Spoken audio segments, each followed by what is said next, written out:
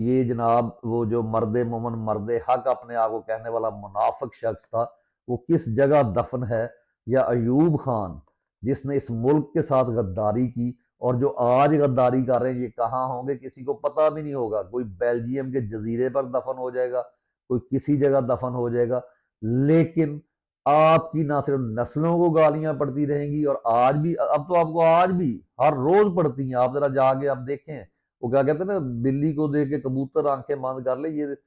جو ایک بات محاورہ بنا ہوا ہے، ایک کہانی ہے، تو ٹھیک ہے آپ آنکھیں بند کر لیں، ورنہ تاریخ تو اب وہ والی تاریخ رہ ہی نہیں گئی کہ جو زبردستی لکھوائی جاتی تھی، جس میں آپ بہت کچھ چھپا لیتے تھے۔ اب تو آپ مکمل طور پہ برہنہ ہو چکے ہیں، اور قوم جو ہے وہ بس اس چیز کا انتظار کر رہی ہے کہ اگر یہ صحیح ہو جائیں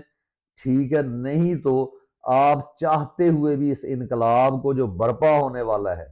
اس کو نہیں روک سکتے۔